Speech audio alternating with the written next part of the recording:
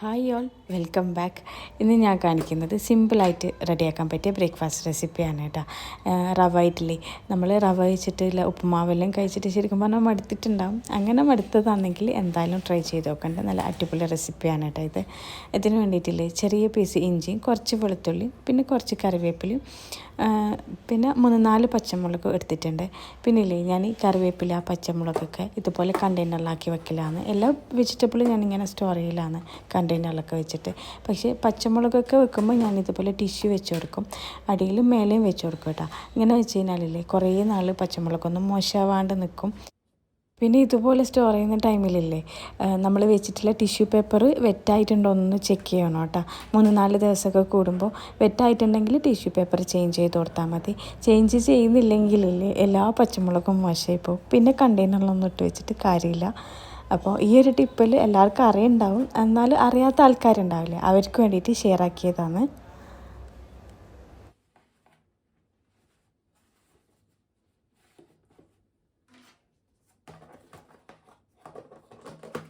അപ്പോൾ ഇതാ നമ്മൾ എടുത്ത് വെച്ചിട്ടുള്ള വെളുത്തുള്ളി പച്ചമുളക് ഇഞ്ചിയൊക്കെ നല്ല പൊടിപ്പൊടിയായിട്ട് അരിഞ്ഞെടുത്തിട്ടുണ്ട്. പിന്നില്ലേ പച്ചമുളക് എരിവിനനുസരിച്ചിട്ട് അങ്ങനെ ചേർത്ത് കൊടുക്കുക. ഇത് ഞാൻ ഒരു 4 എടുത്തിട്ടുണ്ട്. നല്ല എരിവിലെ മുളകുമാണ്. പിന്നെ കറിവേപ്പില ഇതുപോലെ പൊടിപ്പൊടിയായിട്ട് അരിഞ്ഞു കൊടുക്കുക. പിന്നെ കയ്യിൽ ക്യാരറ്റൊക്കെ ഉണ്ടെങ്കിൽ അതും കൂടെ ഒന്നുകിൽ ഗ്രേറ്റ് ചെയ്തിട്ട് അല്ലെങ്കിൽ ചെറുതാക്കിയിട്ട് അരിഞ്ഞിട്ട് ഇട്ട് കൊടുക്കുക. പിന്നെ ഇല്ല ഇതിൽ വെളുത്തുള്ളി ശരിക്കും ഓപ്ഷണലാണ് കേട്ടോ. എനിക്ക് ഫ്ലേവർ ഇഷ്ടമായതുകൊണ്ട് മാത്രം ഞാൻ ഇട്ടതാണ്. വെളുത്തുള്ളി വേണ്ടെങ്കിൽ സ്കിപ്പ് ചെയ്യുക. ഇനി ഇതൊരു കടായി വെച്ചിട്ടുണ്ട്. അതൊന്ന് ചൂടായി വരുന്ന സമയത്ത് 1 ടേബിൾ സ്പൂൺ ഓയിൽ ഒഴിച്ച് കൊടുക്കുന്നുണ്ട്. ഏത് ഓയിൽ വേണമെങ്കിലും എടുക്കുക, വെളിച്ചെണ്ണയോ സൺഫ്ലവർ ഓയിലോ ഏത് വേണമെങ്കിലും എടുക്കുക കേട്ടോ. വെളിച്ചെണ്ണയാണ് കൂടുതലും ഇതുപോലെയുള്ള റെസിപ്പീസിന് നല്ല ടേസ്റ്റ് ഉണ്ടാവില്ല. ഇതിലേക്ക് കുറച്ച് 1 ടീസ്പൂണെല്ലാം കടുക് ഇട്ട് കൊടുത്തിട്ടുണ്ട്. കടുകെല്ലാം ഒന്ന് പൊട്ടി വരുന്ന സമയത്ത് ഇതിലേക്ക് കുറച്ച് അണ്ടിപ്പരിപ്പ് ചേർത്ത് കൊടുക്കുന്നുണ്ട്. 10 എണ്ണെല്ലാം അങ്ങനെ എടുത്തതാണ് കേട്ടോ. പിന്നെ അണ്ടിപ്പരിപ്പെല്ലാം ചേർക്കുന്നതിന് മുന്നേ നമ്മൾ 1 ടീസ്പൂൺ ഉഴുന്നുണ്ടെങ്കിൽ അങ്ങനെ ചേർത്ത് കൊടുക്കുക. ഞാൻ ശരിക്കും പറഞ്ഞാൽ മറന്നുപോയതുകൊണ്ടാണ് കേട്ടോ അത് ചേർക്കാണ്ടെന്ന്. ഇനി ഇതിലേക്ക് നമ്മൾ നേരത്തെ ചോപ്പ് ചെയ്ത് വെച്ചാൽ വെളുത്തുള്ളി ഇഞ്ചി പച്ചമുളക് കറിവേപ്പിലൊക്കെ ചേർത്തിട്ടൊന്ന് വഴറ്റി കൊടുക്കുക. നല്ലൊരു സ്മെല്ല് വരില്ലേ നമ്മളിതെല്ലാം വഴറ്റുന്ന സമയത്ത്, അതുവരെ ഒന്ന് വഴറ്റി കൊടുക്കുക കേട്ടോ. കൂടുതൽ നേരം അങ്ങനെ എന്താ പറയുക കരിയാനൊന്നും നിൽക്കറ്. പിന്നെ ലോ ഫ്ലെയിമിൽ വെച്ചിട്ടാണ് ഞാനിതെല്ലാം നല്ലോണം ഒന്ന് വഴറ്റിയെടുത്തത്. ഇനി ഇതിലേക്ക് 2 കപ്പ് ഇഡ്ഡലി റവയാണ് ചേർക്കുന്നത്. ഞാൻ വാങ്ങുന്ന സമയത്ത് ഇഡ്ഡലി റവ എന്ന് പറഞ്ഞിട്ട് തന്നെ വാങ്ങിയതാണ്.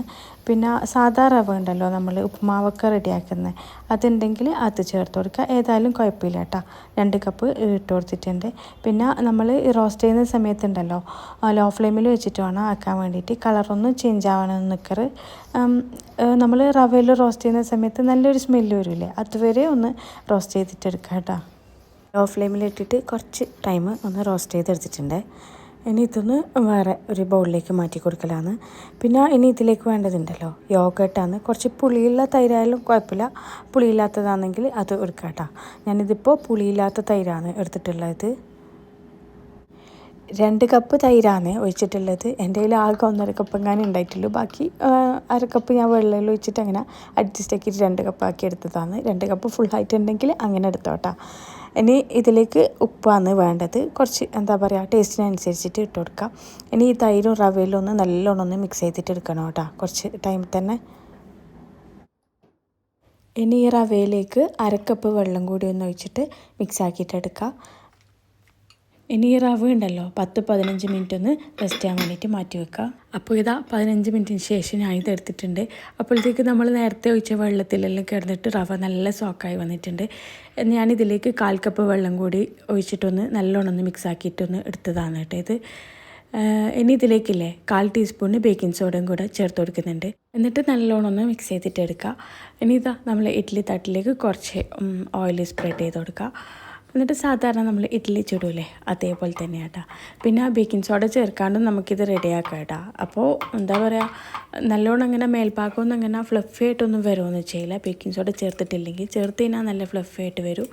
അപ്പം ഓപ്ഷനാണ് കേട്ടോ, വേണമെങ്കിൽ ചേർക്കാം ഇല്ലെങ്കിൽ ഒഴിവാക്കാം കേട്ടോ.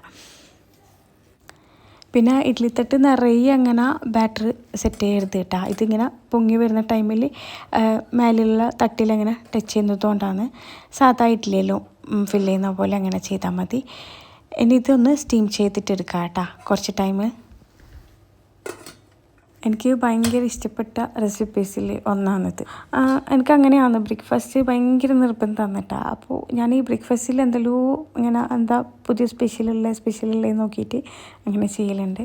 അപ്പോൾ ഇത് അടിപൊളി റെസിപ്പിയാണ് കേട്ടോ. കൂടുതലാളും ചെയ്യലുണ്ടാവും, എന്നാലും ഇതുവരെ ചെയ്തിട്ടൊന്നും ഇല്ലെങ്കിൽ ഇൻഷാ അല്ലാഹ് ഒന്ന് റെഡിയാക്കി നോക്ക്. സൂപ്പറാണ്, സിമ്പിളായിട്ട് തന്നെ നമുക്ക് റെഡിയാക്കാം. ചട്നിയിലുണ്ടെങ്കിൽ അടിപൊളിയായിരിക്കും കേട്ടോ.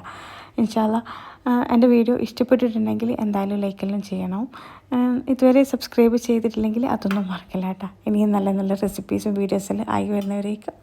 See you all. ബൈ. അസ്സലാമു അലൈക്കും.